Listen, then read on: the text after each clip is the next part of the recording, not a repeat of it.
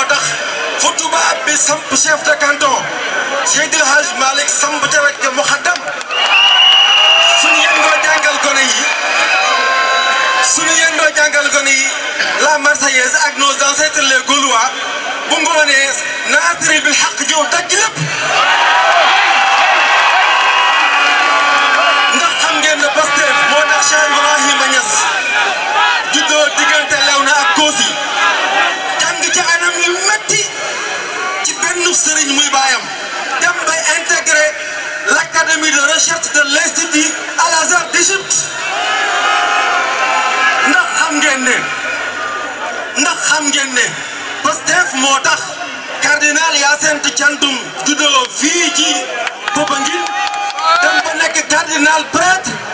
de la Santa Maria del Popolo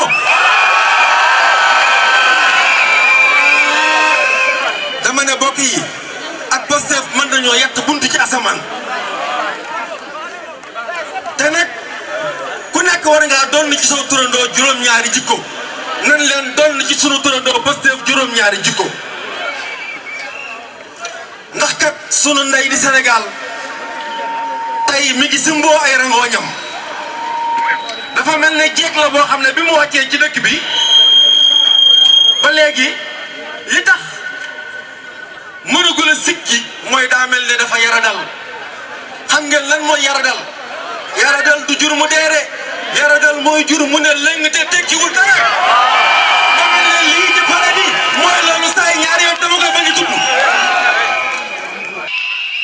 tey jii sunum réew li fi nekkoon ci ay mbell ci or ci zircon ci manganèse ci phosphate lépp ñii fi nekkoon démb ak barki démb di nuru taawi Sénégal ñoo ko daan jël di ko yóbbu ci ay seeni coro dafa ndaataata lax ba tax tey jii yéen ñii di caati Sénégal vous êtes contraints de braver le désert parce que vous suffoquez chez la mère patrie lekku leen naanu leen ba tax caati Sénégal di braver désert bi tàngoor di leen rey ñii braver mbeex mi ndox mi di leen rey ndax xam ngeen ne Pastef moo tax fu tubaab bi samp chef de canton Seydil Hadj Malick samp ca wet ga muxaddam suñu yendoo jàngal gone yi la Marseillaise ak nos ancêtres les Gaulois bu ngoonee naasiri bil xaq ñëw daj lépp ndax xam ngeen ne Pastef moo tax Cheikh Ibrahima Niass juddoo diggante Léona ak Kossy jàng ci anam yu metti ci benn sëriñ muy baayam dem bay intégré l'académie de recherche de l'Institut Al-Azhar d'Égypte ndax xam ngeen ne Pastef moo tax cardinal Hyacinthe Thiandoum juddoo fii ci Popenguine dem ba nekk cardinal prêtre de la Santa Maria del Popolo dama ne bokk yi ak Pastef mën nañoo yett bunt ci asamaan te nag ku nekk war ngaa doon ci sa turandoo juróom-ñaari jikko nan leen doon ci sunu turandoo Pastef juróom-ñaari jikko ndax kat sunu ndey di Sénégal tey mi ngi simboo ay rangooñam dafa mel ne jeeg la boo xam ne bi mu wàccee ci dëkk bi ba léegi li tax mënagul a sikki mooy daa mel ne dafa yaradal xam ngeen lan mooy yaradal du jur mu deere yaradal mooy jur mu ne lëng te tekkiwul dara ba mel ne lii ci pale bi mooy loolu saa ñaari yoon dama koy bañ a tudd tey jii sunum réew li fi nekkoon ci ay mbell ci or ci zircon ci manganèse ci phosphate lépp ñii fi nekkoon démb ak barki démb di nuru taawi Sénégal ñoo ko daan jël di ko yóbbu ci ay seeni coro dafa ndaataata lax ba tax tey jii yéen ñii di caati Sénégal vous êtes contraints de braver le désert parce que vous suffoquez chez la mère patrie lekku leen naanu leen ba tax caati Sénégal di braver désert bi tàngoor di leen rey ñii baraabe mbeex mi ndox mi di leen rey sunu ndey Sénégal ndeysaan ak ma ko yërëm waaye nag tey l'espoir est permis ndax Soundiata dox na Soundiata a marché Soundiata a marché j'ai dit Soundiata a marché et demandez-moi ce que Soundiata a fait après qu'il ait marché. Il a bâti un empire conquérant et prospère loolu la ñuy xaar ci Soundiata yaakaar yi kawe na ci moom de waaye ragal naa ne li ñuy yaakaar ci moom li yàlla dëxëñ ci moom moo ko ëpp ndax dama ne loolu gis ngeen ko ci Ousmane Sonko ndax su fekkoonte ne benn dërëm mënees na ko koo jiiñ xam ngeen à partir bi fi nekk suñuy topp seen noonu bu ñuy topp seen noonu ñooy gën a bon xaj yooyu di ànd ak gaa yooyu di police yi bu fekkoonte ne benn ci liñ koy jiiñ mi ngi ci moom dama leen di wax ne kon heure bi fekk na mi ngi ca di wettali Khalifa Sall. ci félicité leen parce que xam nga wax dëgg yàlla fi mu ne nii sedd na bu ngeen fi mënee toog boobu ba léegi ci sedd bi c'est parce que li leen tax a jóg ñor na leen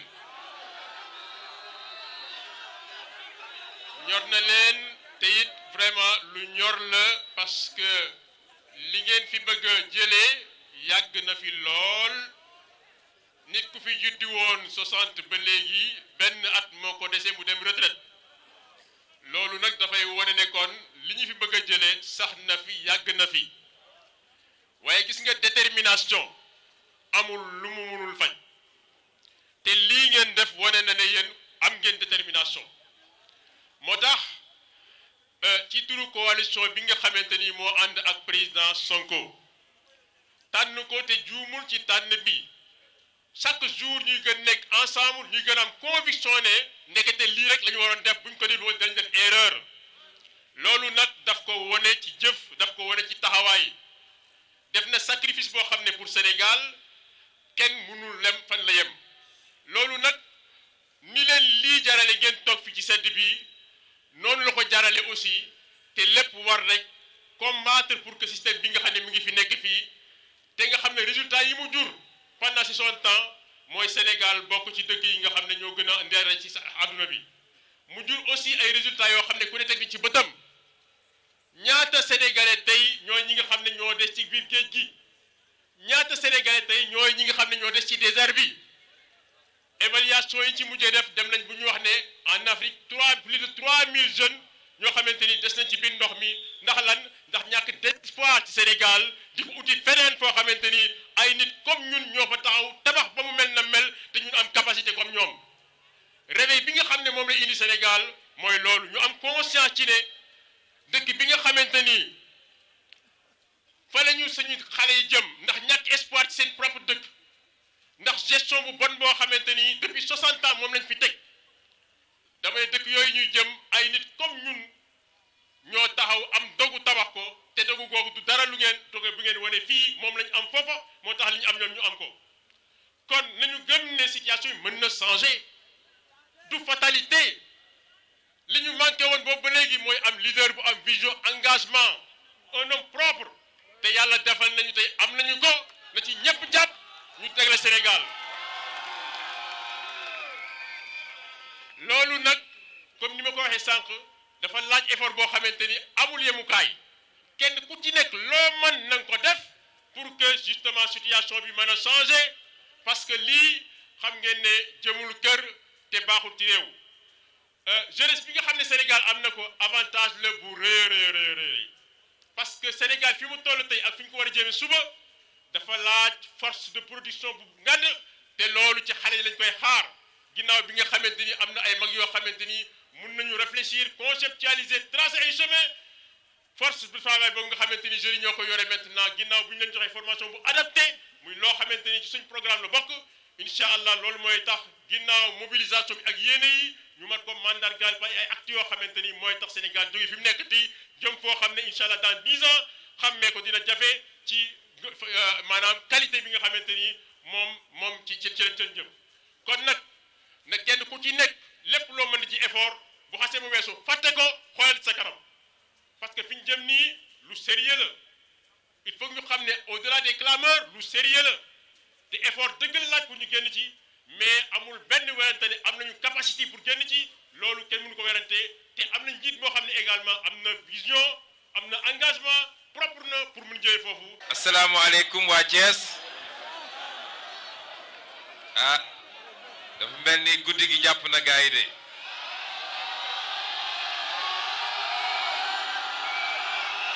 dégguma dara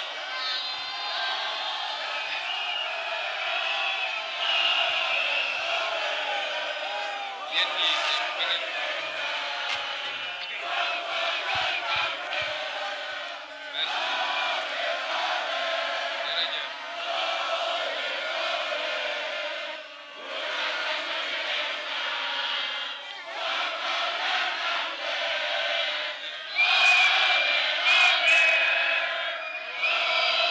jërëjëf xam ngeen c'est toujours un plaisir particulier de se retrouver ici à Thiès suñu ñëwee gis ndaje bu mel nii malgré l'heure tardive coono gi ñu àndaale woon yépp day giif ci saa si kontaan nañ trop ci teew fii parce que damay faral di wax ni bu ñu yàlla mayee tey ñu mun a taxaw fii am sañ-sañu wax ni candidat lañu ci élection présidentielle u Sénégal waaye am njort que askan wi ci boppam xam na ni ci candidat wala candidat bu gën a crédible ci candidat yi lañu suñ ko nattee ci njub ak lan moo ñu may gannaaw yàlla mi ñu bind ba ñu mën a am mandarga yooyu ñu muy doon mandarga yu ñuy xàmmee ñun est-ce que xam ngeen lan moo ñu may loolu xam ngeen lu ñu ko may c'est parce que je suis né à Thiès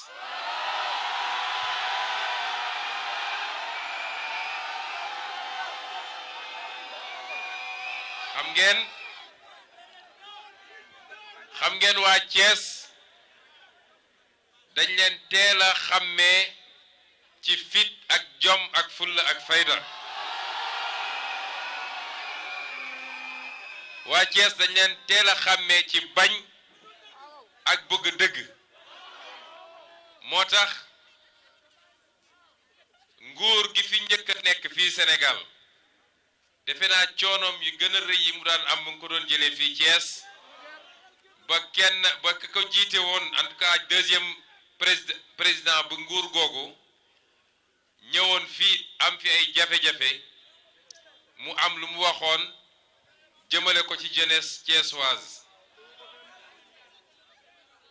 moo tax xam nga kiy yar nit wala kiy coacher nit léeg-léeg da ngay gisaat loolu ci ki muy coacher moo tax bettuñu tey pratiquement 30 ans plus tard taalibeem bi muy coacher tey ñëw taxaw mun a xool jeunesse sénégalaise ne c'est une jeunesse malsaine parce que coacher moo ko fi waxoon en 1988 kon dama bëgg a wax ni ñu ngi leen di masawu coono di leen jéggalu ndax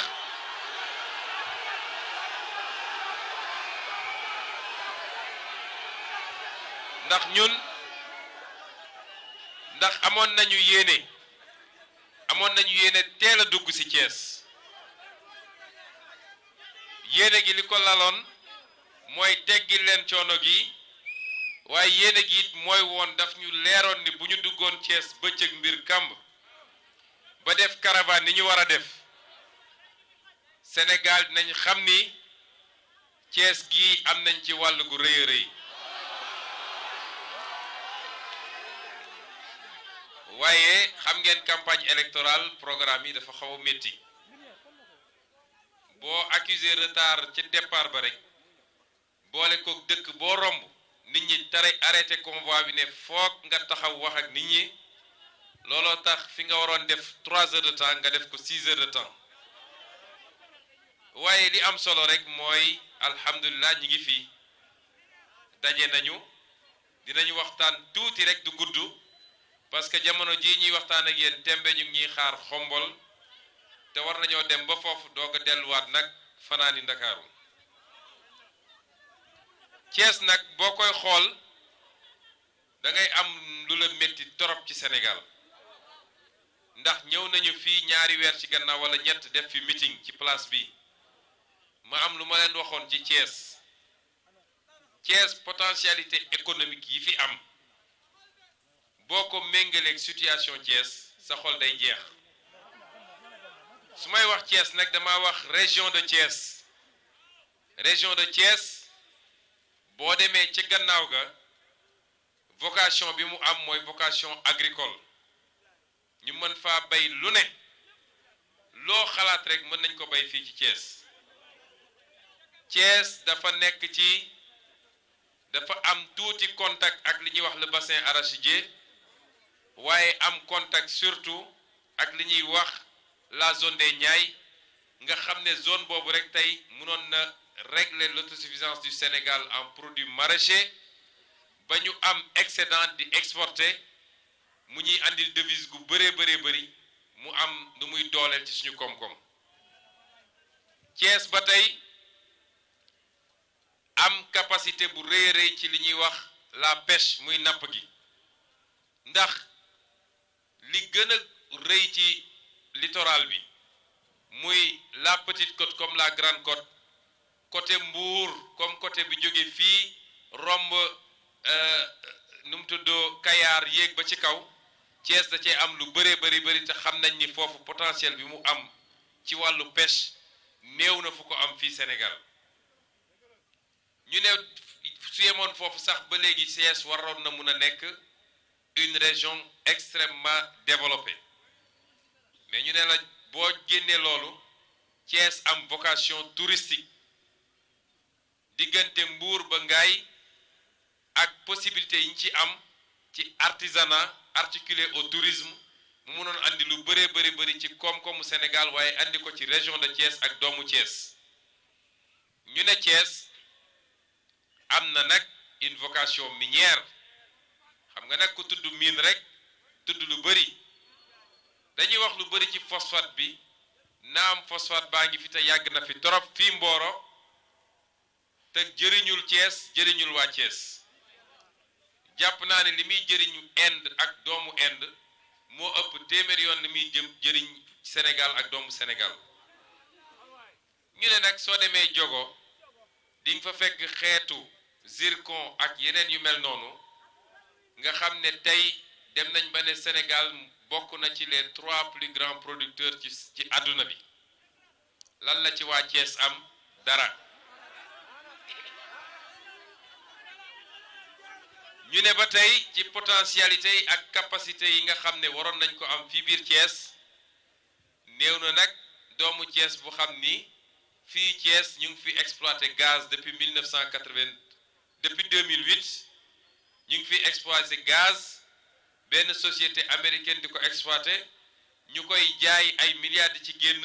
te Sénégal amu ci grand chose Thiès gisu ci boppam kon région bu am lu toll noonu ci ay potentialité ñu toog ba ne Thiès waa Thiès nee nañu amuñu beneen possibilité surtout la jeunesse thiessoise lu dul Jakarta gi moom man xam naa ni campagne bi bu jeexee su ma tëddee guddi sax dinaa dégg Jakarta parce que foo dem Sénégal ah de Tambacounda à Matam de Dakar à Ziguinchor foo dem ci Sénégal jeunes yi ñaar lañ lay wax amatuñu benn alternative lu dul dawal Jakarta wala émigration clandestine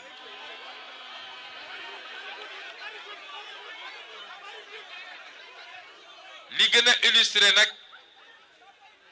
échec bi nga xam ne kii di woo sénégalais ne leen nañ ko jox 2e mandat ki taxaw nee na dañ ko jox deuxième mandat xam nga bi muy laaj premier mandat dafa ne woon jeunesse bi su ngeen ma falee ma def 500 000 emplois est-ce que 500 000 emplois jeunesse Sénégal gis na ko kooku bu del see taxaw tey ne buñ ko falee mu jox jeunesse bi 1 million d'emplois kooku lan la mérité digganteem ak jeunesse bi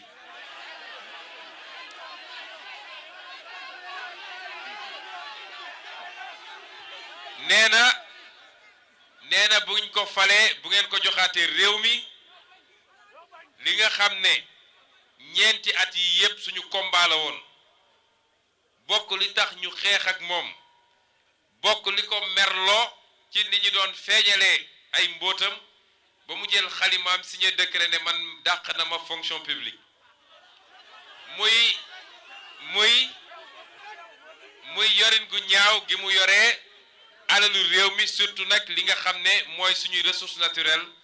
di pétrole ak gaz ak zircon ak leneen bu toogee ba campagne électorale mu ne buñ ko falaatee day renégocier contrat yooyu waa Macky Sall moom est-ce que am na respect ci sénégalais yi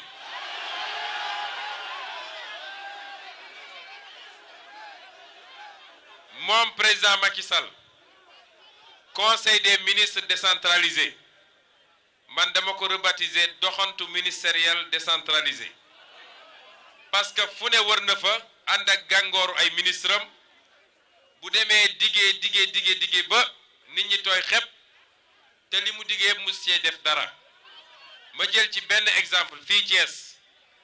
en juin 2014 dafa ñëw taxaw fii Thiès juin 2014 ne chemin de fer bi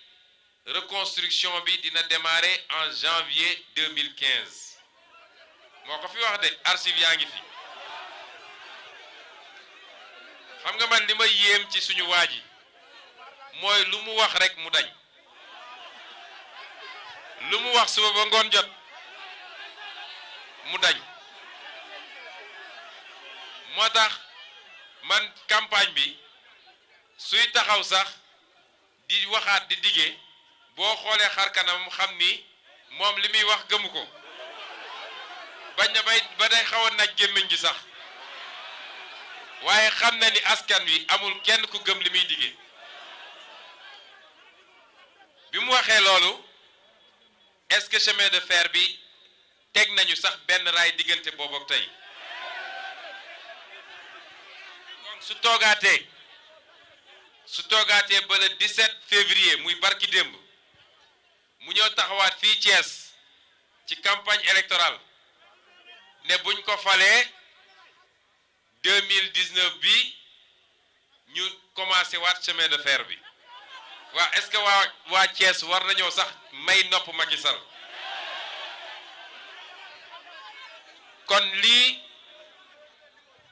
yëpp dafa illustrer dafa wone ban xeetu njiit lañu juum ñun Sénégal ba 2012 ñu jël Sénégal teg ko ci ay loxoom erreur boobu nag njuumte garaawul mais sax ci njuumte moo garaaw njuumte googu lu ñu war a far la nu mu gën a gaawee ci 2019 bi parce que perte 7 ans cim réew musiba la waaye perte 27 ans wala perte 17 ans parce que moom bu amaay deuxième mandat xam leen ni xel bi mu nga ca troisième mandat bi moo tax balaa ñu yegg foofu yépp dénk nañ ko gis nañ ni mënut du wax lu muy def du respecter lu mu dige kon kooku 2019 bi farata la nit julli nekkee farata koor nekk farata ak yeneen noonu la nekkee farata ci citoyen sénégalais yépp ñu raser Macky Sall ak système am ñu abal ñu mooy rek Sénégal ci guuta la jëm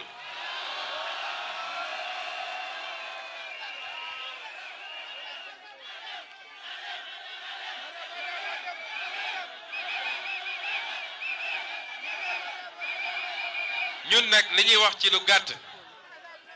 mooy ñun dañu gëm ni Thiès moom dong xam naa ni phrase boobu sax fi ma dem yépp wax naa ko fa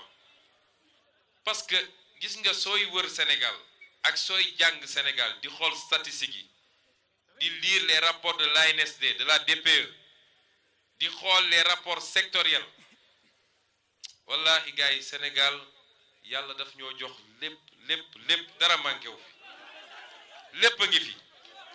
région boo dem ba xool potentiel économique bi ne ci région boobu da ngay jàpp ni région bi moom dong mënoon a développer Sénégal lépp am nañ ko ba mu des nag njiit yu baax njiit nag xam nga tubaab dafa ne le poisson pourrit par la tête bopp bi bu baaxul dina jafe yaram gi jag moo tax fi mu ne nii il faut ñu dog bopp bi daa di samp beneen Thiès ñun li ñu yéene Sénégal Thiès dafa war a nekk au centre de nos politiques de développement économique et social réew nag kenn musu a gis réew bu ñu développé te misé wuñu sur les chemins de fer ku wax Thiès wax chemin de fer benn dëkk ñaari gaar lañ koy mandargal te chemin de fer boobu xam nga balaa ñu doon jël ay milliards wax naa leen plusieurs fois que mbir ma yegg na 1400 milliards coow li bëri na waaye man dama andi sama chiffre andi ay contrat teg balaa ñu doon jël loolu di ko def foofa soo jëloon 100 milliards def ko ci chemin de fer bi am chemin de fer bu moderne te ñun loolu la ñu bëgg a def mais articuler ko parce que axe Thiès Saint-Louis axe Thiès Dakar ak ay bifurcation yuy dem aéroport de Diass ak yi nga xam ne day doon train de banlieue ku ko def da ngay instaurer un levier extraordinaire pour le développement du Sénégal parce que li train mën a transporter ci nit ak li train mën a transporter ci marchandise amul beneen moyen de locomotion bu ko mën tey li nga xam ne téeméeri camion ñoo koy transporter benn train rek mën na ko yóbbu li gën a important mooy axe également Thiès Dakar Kidira Bamako parce que loolu mooy suqali koom-koom suñu diggante ñun Sénégal ak Mali waaye mun na doon sax lu gën a yaatu ba egg Guinée Conakry waaye mun a wéy également ci cadre CEDEAO ba egg sax Nigéria noonu la ñuy articuler les économies ci ay réew yoo xam ne ñoo bokk zone économique loolu nag centre bi foyer bi xol bi Thiès gii la war a doon parce que vocation boobu Thiès da koo yàgg am ñaareel bi mooy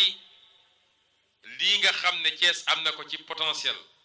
ci wàllu napp gi ak ci wàllu maraîchage bi ñun bëggatuñu Sénégal di exporter ay produits frais soo nappee jën ñu exporter ko noonu soo seetee suñu tableau exportation dañ la naan poisson frais doo ci am lu bëri ci koppar doo ci am lu bëri ci devise suñu exportation légumes yeeg fruits pertement bu rëy la ci ñun parce que loo produire tant que transformé woo ko ci dëkk bi def ci valeur ajoutée mënoo ci am lu bëri soo ko exporté moo tax ñun suñu programme dañu ne suñu programme industrie moo ko war a lal musoo gis réew moo xam ne développé na te amul ay usines yooyu ñooy transformer mango bi ñuy defar fii Pout mooy transformer les fruits et légumes yi ñuy defar fii ci bande des Niayes ñu def ko valeur ajoutée lañ ca soxla pour suñu consommation ñu jël ko parce que waratuñu di importer ñun lu ñuy lekk Sénégal la ca des nag ñu exporter ko mu andi ñu valeur ajoutée bu bëree bëri andi koom-koom ci réew mi usines yooyu nag moo mën a créer de l'emploi pour les jeunes de bu leen kenn nax parce que benn usine rek mun na employer 1000 personnes mais boo amul ay usines munoo créer des emplois parce que secteur tertiaire du créer emploi yu bëri loolu ñu boole kook nag suñu potentiel minier bi nekk fii mais xam ngeen ni li xew Diogo du yoon joxe nañu suñu zircon ci anam goo xam ne Sénégal 10% dong la ci am ba pare may leen ñu exploiter nu mu leen neexee te duñu jël doomu réew mi sax pour ñu dem di liggéey foofu ba pare ñuy nangu suufu waa dëkk yi di nangu ay villages entiers di utiliser des méthodes d'exploitation yoo xam ne produits chimiques yi ñuy utiliser day atteindre nappe phréatique bi mu andi problème bu dul jeex keroog bi ma jaaree foofu diggante jogo ba Mboro Lompul foofu yëpp dañ lay won ñoom ndox biy génn ci robinet bi ndox moomu de ku ko yàgg naan bu yóbboo nga préparer sa bàmmeel ndox mu ñuul kuk la waa foofu di naan loolu nag du yoon moo tax dañu ne suñ ñu wóoloo ba dénk ñu réew mi yooyu yëpp dinañu taajaat gaay ne leen kaay leen ñu toog parce que suñu alalu réew mënu leen ci ëppale waa réew mi cette forme de colonisation c'est fini en Afrique, c'est fini au Sénégal en tout cas. Dinañu toogaat dinañu renégocier te dinañu suñ ci paree nañ leen ne Sénégal alal gi mu am moo xam géej gi jën gi nekk ci géej gi nga xam ne accord de pêche yi yàq na ko moo xam ressources yi nekk ci sous-sol bi moo xam suñu suuf si nga xam ne ñu ngi koy dagg di ko jox étranger yi moo xam même contrat yi ak marché public yi ñuy signé te doomi réew mi ne fi mënuñu leen jox ñu liggéey di jël alalu réew mi di ko jox à coup de milliards waa bitim réew yooyu yëpp nañ ko renégocier bañuñu nag waa bitim ñëw liggéey fii il faut qu'on soit très clair waaye il faut que ce soit un partenariat gagnant-gagnant parce que fi mu toll nii c'est un partenariat perdant-gagnant te ñun ñooy perte ñoom ñooy gagner loolu mënul wéy mbokk yi yii yëpp buñ ko dajalee def ko fii waaye def ko ci yeneen région yi lépp luy alalu Sénégal ñu fexe ba xayma ko delloosi ko ci biir réew mi bu boobaa nag dinañu toog waxtaan ci nan lañuy def pour mu am une juste et correcte redistribution de la richesse nationale parce que alalu réew mi nag dafa nekk ci ay yoxo rek loxo ñenn ñi rek la ne y a moins de 0,01% de la population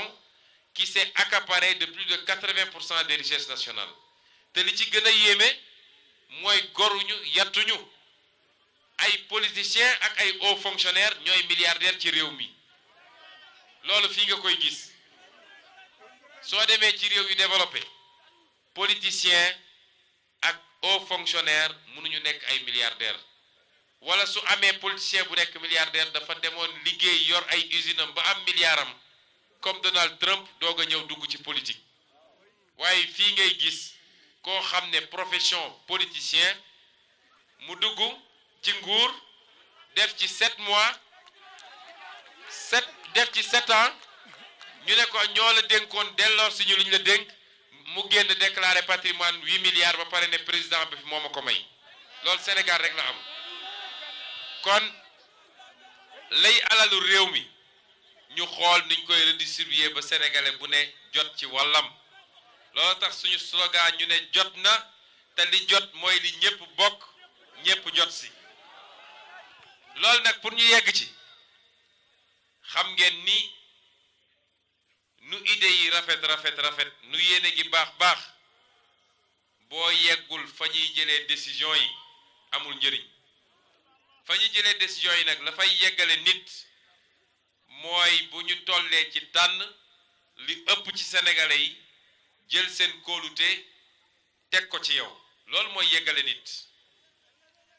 man dama wax fu ma jaar fépp ne leen man sama conviction te mooy seen conviction yéen ñëpp mooy que on a une chance historique de rattraper les moments importants qu'on a ratés dans ce pays. On a une chance historique de reprendre notre destin en main et surtout de reprendre notre souveraineté nationale. On a une chance historique d'être définitivement et réellement indépendant parce qu'on ne l'est pas. li ñu raté woon ak ñoom Mamadou Dia ak ñoom Cheikh Anta ak ñoom Thomas Sankara am nañu 2019 bi une chance de rattraper ça parce que kenn ku ne ci yéen su ngeen fi toogee ba heure bii ci sedd bi ak guddi gi te kenn joxuñu ko fukki dërëm c'est parce que yéen kenn ku ne am ngeen conviction ci ñaar mooy yan mooy kenn ku nekk si yéen am na conviction ak yëg-yëg ni vous avez le meilleur candidat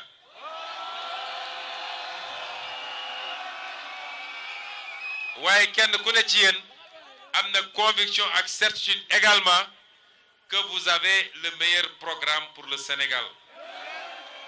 gannaaw nag am nañu candidat bi am nañu programme bi la ca des mooy le 24 c'est très important la ca des mooy le 24 ñu transformer l'essai li ñu raté woon yëpp ñu rattrapé ko et ça passe par 2 ou 3 choses la première mooy liggéey bi ñu tàmbalee te gis résultat bi na ngeen ko wéyale campagne bi des na ñaari fan nee nañu bien démarrer baax na waaye bien finir c'est mieux encore mooy 48 heures yi na tàng jër nañu continuer liggéey bi ñu doon def dem ci kër yi ci marché yi ci gare routière yi dem ci tool yi ak ci jardin yi dem ci atelier yi continuer waxtaan ak sénégalais yi ñaareel bi mooy ku jotuloon kartam na ko dem jëli parce que carte électorale 2019 bi carte d'électeur 2019 bi moo ëpp valeur fuuf tout le zircon de Diogo parce que mooy déterminer le sort du Sénégal pour les 50 prochaines années carte électeur bi buñ ko xeeb ñetteel bi mooy gannaaw bu ñu amee carte électeur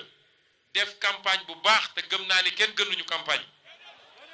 la ca des nag mooy bés ba na ñëpp génn te nañu teel a génn nag surtout jeunes yi xam nga di jàmbat ak di joytu jaratu ko parce que nit ñi soo waxee dañ naan jeunes yi duñu voté ji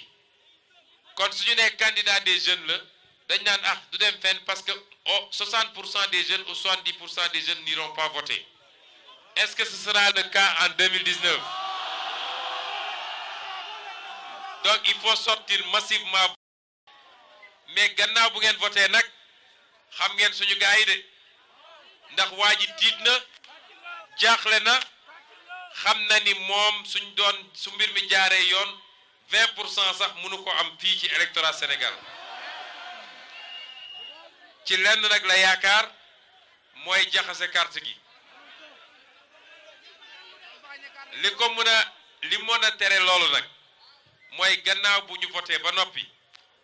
mag ñi sax mën nañu ñibbi toog kër ga déglu rajo ak seetaan télé mais les jeunes le changement en 2019 se trouve entre vos mains et ce changement-là il est important d'abord pour cette jeunesse sénégalaise qui est désemparée, qui est désœuvrée, qui est une jeunesse saine, une jeunesse ambitieuse parce que ku ñeme jël gaal te ba nga koy jël xam nga ni yow mën a fay fii Thiès ñi fi mën fay bëriwul ndax ndox amu fi te piscine yi bëriwu fi wala nga jël désert bii nga xam ne sa bakkan mun na cee rot mën nga dem ba yorotoo ndox wala nga dem naari jàpp la di la jaay comme jàmm le jeune qui prend ce risque là ça veut dire que ku am jom la ku bëgg a tekki la ku bëgg a dimbali ay waajuram la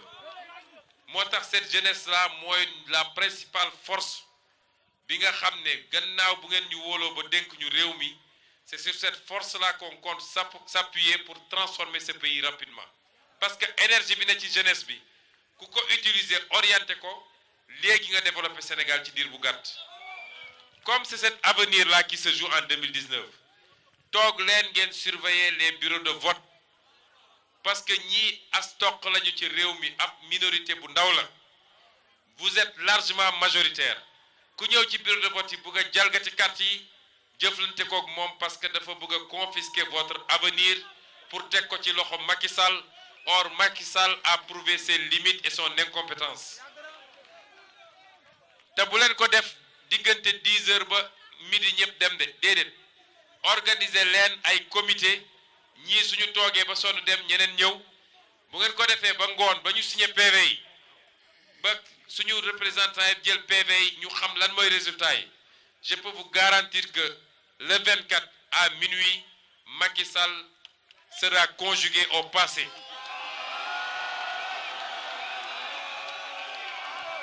bu loolu amee nag ñu ubbi une nouvelle page pour le Sénégal page boo xam ne le contrat moral bu dox suñu diggante ak yéen mooy nee nañ leen on vous décevra jamais, on ne vous trahira jamais, on ne compromettra jamais les intérêts du Sénégal, on ne s'enrichira jamais sur le dos du Sénégalais.